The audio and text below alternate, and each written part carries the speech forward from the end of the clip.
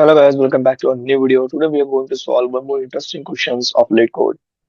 Okay, in this question we have to return the consecutive characters, the count of consecutive characters are present in a given string. Okay, let's discuss problem statement first, and then we'll move forward to solution. Okay, so the power of string is maximum length of non-empty substring that contains only one unique character. Okay, and given string as and return the power of string. What we have to do in this question, we have to just return count of consecutive characters that present in string. Okay, अब ये आपको अगर ये question का description पढ़ के थोड़ा confusion हो रहा होगा, तो इस क्वेश्चन को एक बार इसका एग्जाम्पल अगर आपने देख लिया तो आपको समझ आएगा कि हमें इस क्वेश्चन में क्या करना है। ठीक है, जितना इस क्वेश्चन का ये प्रॉब्लम स्टेटमेंट है उतना ही इस क्वेश्चन का ये उतना ही क्वेश्चन इजी हो जाएगा जब आप ये एग्जाम्पल पढ़ लोगे। ठीक है, अब बेसिकली हमें करना क्या है। ठीक है, देखो हमारे पास लेट कोड ये स्ट्रिंग दिया हुआ है एक, और उसका आउटपुट दे रहा है टू। क्यों? एक्सप्लेनेशन दिया है सबस्ट्रिंग डबल ई, ये जो सबस्ट्रिंग है डबल ई, इसकी मैक्सिमम लेंथ कितनी है, इसकी लेंथ कितनी है टू, तो ये हमारा आउटपुट हो जाएगा। अब देखिए इस यहाँ पर यहाँ पर एक स्ट्रिंग है तुम्हारी, ये स्ट्रिंग है, और यहाँ पे देखो अब ये देखो इसकी सबस्ट्रिंग कंसेक्यूटिव कैरेक्टर्स है, तो इसके टू है। ये भी सी कंसेक्यूटिव कैरेक्टर्स है, इसके भी थ्री है। तो मैक्सिमम कंसेक्यूटिव कैरेक्टर्स यहाँ पे क्या है, 5 बार ई आया है यहाँ पर। ठीक है, 5 बार ई आया है, तो इसको क्या हो जाएगा, ये जो substring 5 times E is the length 5। So with character E only substring है जिसकी लेंथ 5 है, ये मैक्सिमम लेंथ है इस स्ट्रिंग की, तो हम क्या कर देंगे, उसको रिटर्न कर देंगे। इसके सिंपली हमें करना क्या है, अब देखते हैं इस क्वेश्चन को सॉल्व करने का लॉजिक। ठीक है, क्वेश्चन तो समझ आया होगा आपको कि करना क्या है हमें।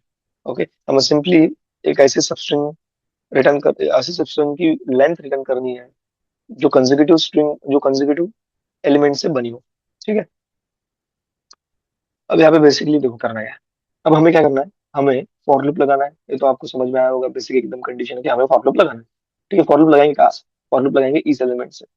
ठीक है, फॉर लूप लगाएंगे हम इस एलिमेंट से। ओके, अब इस एलिमेंट से फॉर लूप लगाने के बाद, अब इस एलिमेंट से फॉर लूप लगाने के बाद आपको क्या करना, मतलब ये कौन सा इंडेक्स हुआ, वन। ठीक है, वन से फॉर लूप लगाना है और चेक करना है उसका लेफ्ट साइड का एलिमेंट, मतलब उसका, ये हमारा आय है। ठीक है, ये अगर हमारा आय है तो ये क्या हो जाएगा, हमारा आय माइनस वन हो जाएगा। बराबर है। हमें क्या करना है, गिवन जो भी एलिमेंट है उसका लेफ्ट साइड का एलिमेंट, उसका लेफ्ट साइड का एलिमेंट अगर दोनों अगर सेम हो तो हम क्या कर लेंगे, वो काउंट कर लेंगे, काउंट बढ़ा लेंगे। ठीक है, काउंट बढ़ा लेंगे हम। काउंट क्यों बढ़ा लेंगे, क्योंकि कंसेक्यूटिव स्ट्रिंग है। कंसेक्यूटिव स्ट्रिंग है मतलब क्या, काउंट बढ़ा, हमें क्या रिटर्न करना है, हमें रिटर्न करना है लेंथ। हमें सबस्ट्रिंग से, ठीक है, हमें सबस्ट्रिंग के साथ कुछ भी करना नहीं, हमें एक स्ट्रिंग रिटर्न नहीं करनी, तो हमें सबस्ट्रिंग से कुछ भी छेड़छाड़ नहीं करना है। हमें सिर्फ क्या करना है, काउंट, हमें सिर्फ काउंट इटरेट कर, मतलब हमें सब काउंट वेरिएबल को ध्यान में रखना है। और अगर ये दोनों एलिमेंट सेम है तो हमें काउंट बढ़ाना है, और आखिर में ऐसा हमें मैक्सिमम काउंट कहाँ से मिलता है पूरे स्ट्रिंग में से, ठीक है, वो रिटर्न करना है। ठीक है, अगर आप सबस्ट्रिंग के पीछे भागोगे और उस सबस्ट्रिंग निकालोगे, उसकी लेंथ निकालोगे, तो ये आपके लिए बहुत हेडेक हो जाएगा। ठीक है, सिंपली हमें क्या करना है, सिर्फ ऐसे, अगर है हमारा आई और आई माइनस वन हमारा सेम है तो उधर ही काउंट बढ़ाओ, जो सब स्ट्रिंग इसमें से जो भी, और हमें क्या करना है, एक तो काउंट बढ़ाओ। अब हमें क्या करना है, काउंट बढ़ गया, अब यहाँ पे देखो, यहाँ पे टू आ जाएगा, यहाँ पे फॉर एग्जाम्पल यहाँ पे देखो टू आ जाएंगे काउंट। ठीक है, क्यों दो आ जाएगा, क्योंकि ये दोनों सेम है, एक सब स्ट्रिंग है, लेंथ क्या हो जाएंगी टू। तो हमेशा क्या करना, काउंट जो है, काउंट की वैल्यू जो है वो जीरो से ना स्टार्ट करते हुए वन से स्टार्ट करना। ठीक है, खत्म। अब यहाँ पे देखो, यहाँ पे ये देगा हमारे पास टू, ये देगा, ये जो ट्रिपल सी है, थ्री बार सी है, तो हमें ये आउटपुट देगा हमारे पास थ्री। ठीक है, ये डी हमें आउटपुट देगा फोर, और ये हमें ये आउटपुट देगा फाइव।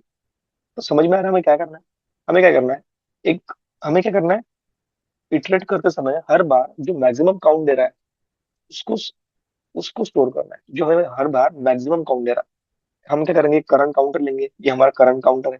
ठीक है, जो करंट काउंट करेंगे कितने कंसेक्यूटिव एलिमेंट्स है, और मैक्स काउंट करके हम और एक वेरिएबल ले लेंगे। ठीक है, जो हमारा क्या रहेगा, मैक्स काउंट रहेगा। और वो मैक्स काउंट हमेशा मैक्सिमम वैल्यू, मैक्सिमम काउंट कौन कौन सा सबस्ट्रिंग और कौन सा मैक्सिमम काउंट है वो रिटर्न करेगा आखिर में। ठीक है, बस अब इसको कोड से समझते हैं हमें क्या करना है। सिंपली हमें क्या करना है, सिंपली हमें एक init answer, okay, answer equal to, हम जीरो भी ले सकते हैं, कुछ भी ले सकते हैं, हम, मैं यहाँ पे जीरो ले रहा हूँ। ठीक है, इन काउंट, काउंट इक्वल टू हम क्या ले लेंगे, वन, क्योंकि वन से स्टार्ट करना है हमें। अब फॉर लूप ले लेंगे, for int i equal to zero, i less than equal to, as the size, less the size, i equal to one से स्टार्ट करना है मुझे, और यहाँ पे क्या करना है, आई प्लस प्लस। ठीक है, अब लूप वगैरह।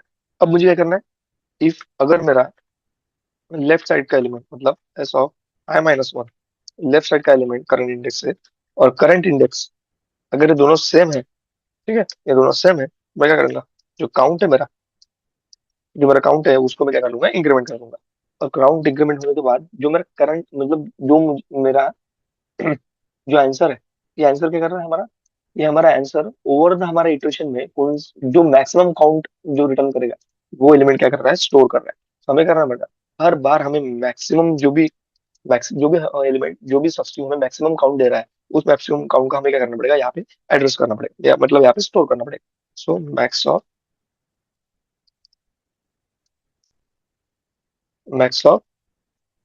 एएनएस, और क्या, एएनएस और काउंट।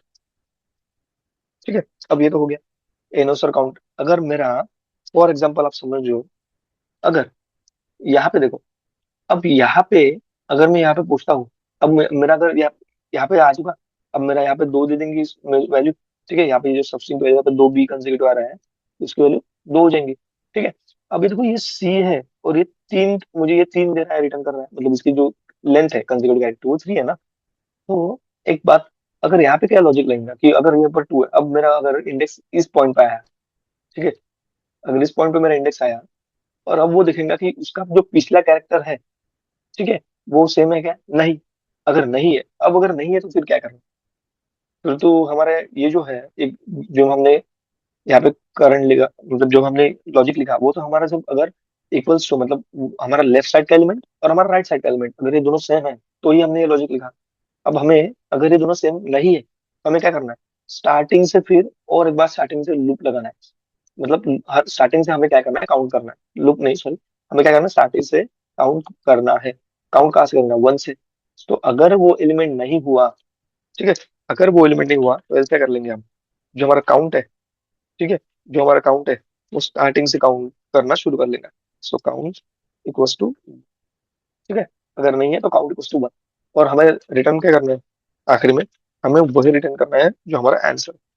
ठीक है, अब देखते हैं इसको एग्जीक्यूट करते हैं। देखो दोनों टेस्ट केसेस यहाँ पे पास हो चुके हैं, ठीक है, एग्जीक्यूट हो चुके हैं। देखो दोनों टेस्ट केसेस एग्जीक्यूट हो चुके हैं, यहाँ पे आउटपुट हमारा दो आ रहा था, यहाँ पे भी दो आ रहा है। ठीक है, अब कस्टम टेस्ट, अगर आपको कस्टम एक टेस्ट केसेस देखने हैं, यहाँ पे कस्टम शो लगा, मैं आपको इसको सबमिट करके दिखाता हूँ कि सबमिट होता है या नहीं। तो सबमिट होता है या नहीं देखेंगे हम। रॉन्ग आंसर, यहाँ पे देखो क्यों आ रहा है रॉन्ग आंसर, क्योंकि हमारा, देखो यहाँ पे जो है, यहाँ पे आउटपुट तो हमारा जीरो दे रहा है, हमें आउटपुट चाहिए था वन। ठीक है, अब यहाँ पे क्यों ऐसा हो रहा है, क्योंकि देखो मैंने आपसे पहले बोला था कि अगर एलिमेंट कंजिक्यूटिव नहीं है, इसका मतलब एक तो एलिमेंट उसमें है। ठीक है, अगर एलिमेंट कंजिक्यूटिव नहीं है, उसका मतलब क्या है, उसमें एक एलिमेंट तो है ना। ठीक है, उसका अगर एक एलिमेंट भी हो, तो वो एक एलिमेंट हमें क्या करना है, रिटर्न करना है। तो इसके लिए मैं यहाँ पे जो आंसर हो, वहाँ पे वन दे देता हूँ, मतलब अगर मेरे इसमें कोई एलिमेंट कंजिक्यूटिव नहीं रहा, फिर भी मुझे वन रिटर्न कर लेगा।